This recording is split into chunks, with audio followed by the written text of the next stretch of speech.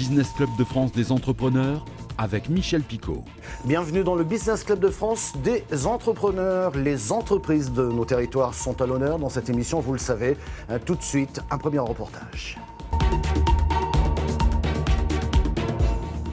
Premier grand format focus sur les câbleries LAP en France, à Forbach précisément. Le premier site de production mondial du groupe allemand LAP poursuit sa stratégie 2027 avec pour objectif ambitieux de multiplier par 2 voire 3 sa production de câbles. Les investissements déjà réalisés dans l'usine permettent à LAP de produire mais aussi de relocaliser certaines productions fabriquées jusqu'à présent en Asie. Le reportage de Moselle TV. C'est une prouesse dans le domaine de la plasturgie.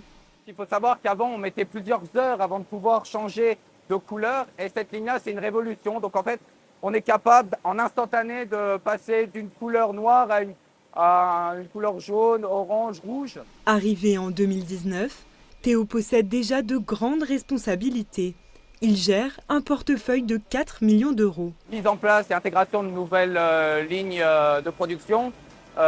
Optimisation des processus de production et déplacement de lignes sur notre projet donc 2027. Un projet pharaonique représentant 50 millions d'euros d'investissement. On y reviendra.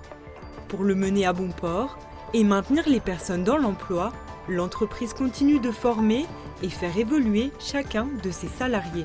Ça fait partie de nos projets majeurs pour l'année à venir, donc de mettre en place ce qu'on appelle l'ingénierie pédagogique, qui consiste à mettre des outils adéquats en fait à la formation avec validation des acquis. Ça peut être des quiz ou tout simplement ce qu'on appelle des e-learning, des outils vraiment mis en place pour pouvoir faire évoluer nos salariés dans l'entreprise. L'exemple parfait, c'est Joshua. Il a commencé ici en 2005. À l'aide de formation interne, on peut évoluer et on peut vraiment se projeter aux câbleries pour plusieurs emplois sur notre conditionnement. J'ai eu l'opportunité d'évoluer vers la plasturgie qui n'était pas du tout mon métier de base. Et donc pendant une quinzaine d'années, j'ai évolué sur les lignes Z que vous voyez derrière moi. Et depuis quelques mois, j'ai eu l'opportunité d'évoluer vers un poste de chef d'équipe, team leader. Lui et son équipe aident à la fabrication des 130 000 km de câbles chaque année. Plus de 1800 références différentes sont conçues. On est présent sur différents secteurs, que ce soit l'automobile avec des câbles de charge, l'industrie, le bâtiment et sur la partie énergie renouvelable avec des câbles solaires. Pour commercialiser tous ces produits, le groupe LAP met un fort accent sur les critères normatifs, mais aussi environnementaux. Typiquement, je tiens un câble qui est muni ici d'une cordelette en fibre papier.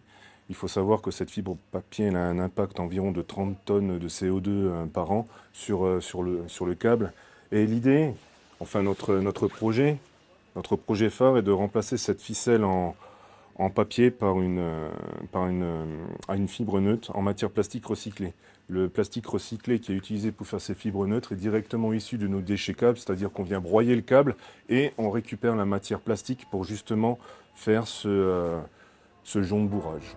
Une évolution qui contribuera à atteindre la neutralité carbone d'ici 2027, un des objectifs du projet Chopin et de ses 50 millions d'euros d'investissement.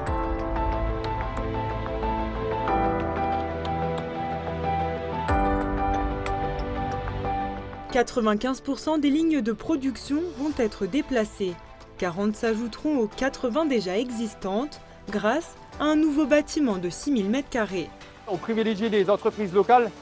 Que ce soit pour les déplacements des machines, la distribution des énergies et des réseaux, mais également de la création des nouvelles lignes de production, comme la ligne de production d'extrusion plastique que nous avons développée ici avec une entreprise locale et qui est dédiée à un marché auquel nous n'avons pas accès aujourd'hui de manière compétitive. Grâce à cette ligne, nous pourrons introduire et pénétrer ce marché. Dans notre projet de croissance compétitive, notre objectif c'est de gagner également en flexibilité, c'est d'apporter un service client de meilleure qualité, donc des délais de livraison beaucoup plus courts, et ce qui va nous permettre de diversifier fortement notre portfolio. Les métiers d'aujourd'hui seront légèrement différents. On ramène beaucoup plus d'intelligence sur nos lignes de fabrication. Les métiers de la logistique vont également évoluer en termes de planification. On va intégrer également des AGV. À terme, les câbleries tripleront leur volume de production. Leur chiffre d'affaires sera, lui, multiplié par 2. Vous vous posez un tout petit peu, vous verrez qu'on utilise des câbles partout. Et on refait toutes les infrastructures en Europe complète et dans le monde entier d'ailleurs. Il y a des projets aux États-Unis qui sont assez faramineux pour ça. Et partout, on utilise des kilomètres et des kilomètres et des kilomètres de câbles.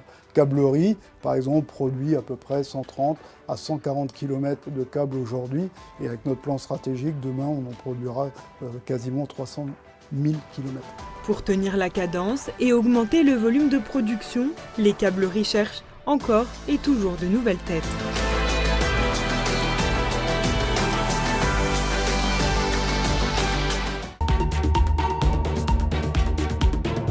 Et puis spécial 15 ans de la micro-entreprise sur WEO, Jean-Michel Aubry accueille Jean-Philippe Bellan, son invité. Il est le directeur de l'ADI Hauts-de-France. Extrait. Bienvenue Jean-Philippe Bellan, vous êtes directeur de l'ADI Hauts-de-France. En 2 mots, l'ADI, tiens, vous notez l'adresse de ce site de l'ADI parce qu'il est très utile, il y a plein d'infos.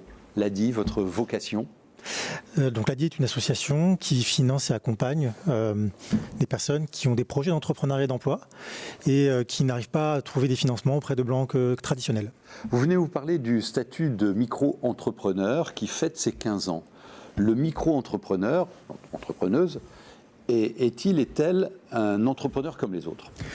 Oui, c'est un entrepreneur comme les autres. Le micro-entrepreneur, la micro-entreprise, c'est un régime fiscal en fait. C'est pas un statut juridique, alors c'est un peu technique, mais c'est une entreprise individuelle qui bénéficie d'un régime fiscal simplifié et donc qui a les mêmes droits et les mêmes devoirs que toutes les entreprises classiques en France. Donc quand je crée ma micro-entreprise, je dois faire mon business plan, je dois aller voir mon banquier, enfin tout pareil. Oui, il y a donc des obligations de gestion, il faut s'assurer professionnellement.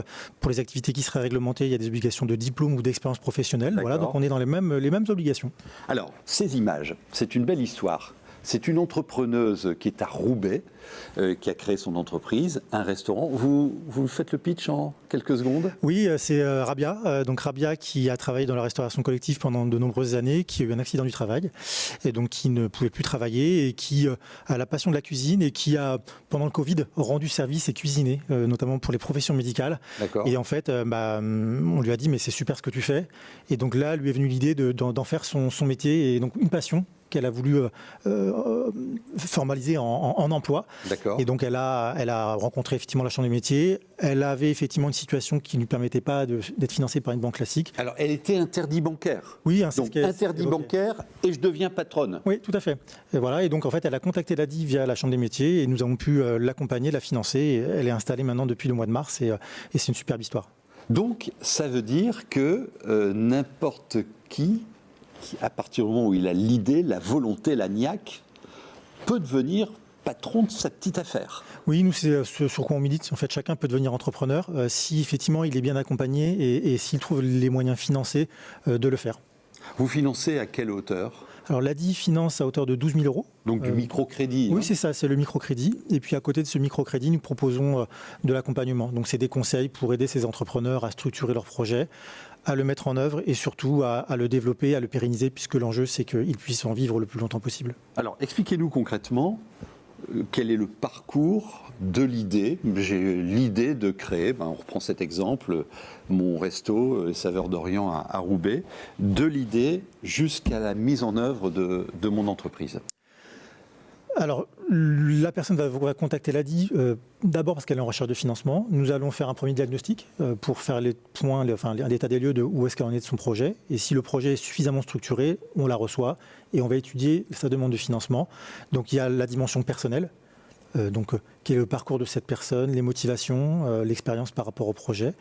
Il y a bien sûr le projet en tant que tel. Donc, de quelle manière est-il structuré et est-ce qu'il va pouvoir démarrer dans de bonnes conditions. Dans cette étape-là, on peut lui apporter du conseil. Et ensuite, on va mettre sur la base de ces éléments-là, donc la personne, le projet, on va pouvoir mettre en place un financement, le prêt. Et nous allons suivre l'entrepreneur jusqu'à la fin du remboursement du crédit et également dans la mise en place et le développement de son entreprise.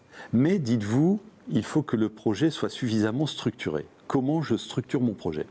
Alors, la structuration du projet, tout dépend effectivement de la typologie du projet. Il y en a qui sont plus ou moins techniques. L'idée, c'est on vérifie que la personne sait ce qu'elle veut vendre ou quelle prestation de service elle veut proposer, quelle est la clientèle qu'elle va cibler, sa politique et sa stratégie commerciale, et puis qu'elle a une bonne compréhension des enjeux de gestion, de statut juridique. Voilà, donc des choses qui sont quand même assez basique. Et c'est aussi l'intérêt de la micro-entreprise, c'est ça, c'est qu'en fait ce régime a permis aussi de simplifier tout cet environnement de la création d'entreprise, de démocratiser fortement l'accès à l'entrepreneuriat.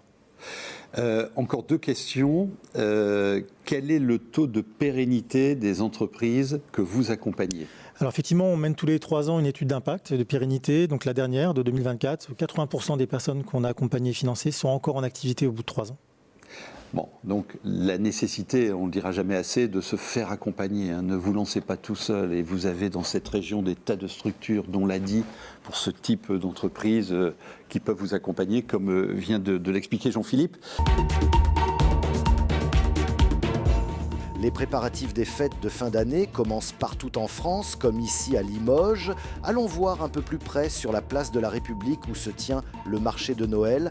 Un reportage de 7 à Limoges. Avant d'en arriver là, le sapin de la place de la République a été patiemment cultivé avec pour objectif d'être décoré, illuminé et de faire briller les yeux des petits et des grands. C'est une logistique énorme pour faire des grands sapins. Il faut des tracteurs, il faut des débardeurs, il faut des gros entonnoirs pour emballer les sapins, il faut des grumiers avec les grues pour les soulever et il faut faire attention de ne pas les casser. Et quand on casse, il faut le remplacer. Donc c'est vraiment une logistique très très très importante pour les grands sapins et très technique. Abattre et conditionner un sapin de 12 à 13 mètres demande une certaine habitude, d'autant que le sapin est tracé depuis la commande. Chaque mairie, dans un appel d'offres, a un cahier des charges et donc nous demande des différentes tailles de sapins. Et quand c'est des grands sapins de 10, 12, 14 mètres, je les sélectionne, je fais une présélection dans les plantations. Et ensuite, souvent, pas toujours, mais souvent, les responsables des mairies viennent le choisir eux-mêmes. En l'occurrence, pour Limoges, ils sont venus choisir leur sapin. Un sapin qui sera suivi depuis Neuvy-Cantier de bout en bout jusqu'à son arrivée sur le site du village de Noël en plein centre-ville. C'est l'installation du grand sapin qui commence dès aujourd'hui là, par les collègues des services techniques. Sur la place de la République, le sapin et également des chalets. Qu'est-ce qu'on va retrouver dans ces chalets ? Alors on va retrouver des chalets gourmands où on va pouvoir consommer sur place différentes productions régionales. Ensuite on va retrouver de l'artisanat et aussi de la nourriture à emporter. Noël à Limoges est une opération fil rouge qui est reconduite d'une année sur l'autre avec une accélération à la rentrée de septembre. Sur le terrain, c'est quasiment 2 mois et demi, 3 mois quand on compte les décorations de Noël dans la ville. Rendez-vous le 29 novembre à 18h pour le lancement des illuminations. Merci de nous avoir suivis. Cette émission est disponible en replay vidéo sur le site internet de votre télévision locale ou sur celui de l'émission. Vous pouvez également l'écouter en podcast, en audio podcast sur toutes les bonnes plateformes et bien sûr sur quelques radios un peu partout en France. On se retrouve la semaine prochaine.